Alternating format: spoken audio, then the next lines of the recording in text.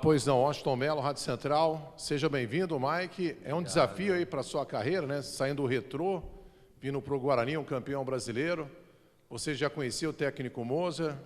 Fala um pouco aí sobre a sua expectativa em vestir a camisa do Guarani. Não, é uma expectativa boa.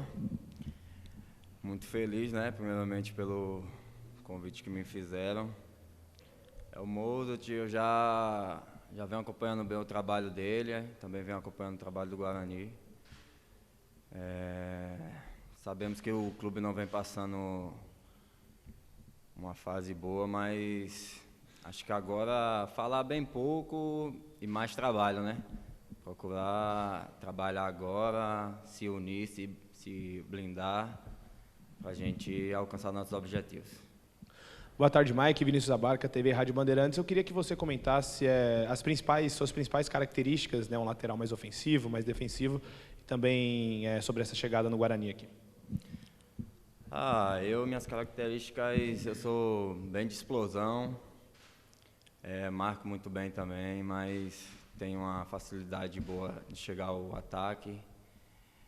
E da minha chegada aqui, cara, eu acho que, como eu te falei, vamos fechar essa semana aí de trabalho. Não sei como vai ficar a minha situação, se minha documentação já vai estar certinha, mas acredito que sim. Vamos dar início aí nessa reta final da Série B. Mike, tudo bem? Daniel, da EPTV. De que forma que você acredita que pode contribuir com o Guarani nesse momento complicado que o time vem passando? Velho, das melhores formas, né? Eu acho que eu venho numa pegada boa, já fiz 26 jogos no ano. Isso, cara, é o que eu falei. Agora é o momento da gente se brindar, fechar o grupo, que a gente tem uma caminhada difícil pela frente, mas não impossível, né? Vamos pra cima. Ô Mike, Marcos Ortiz, da Rádio Planeta Guarani. Primeiro, bem-vindo ao Guarani, viu? Obrigado.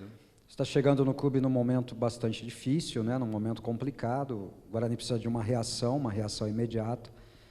E para conseguir essa reação, o Guarani precisa muito também do apoio do seu torcedor. Então eu queria que você, nesse momento, recém-chegado ao clube, passasse para o torcedor do Guarani o que ele deve esperar do grupo para buscar essa reação, o comprometimento de vocês ali da porta do vestiário para fora.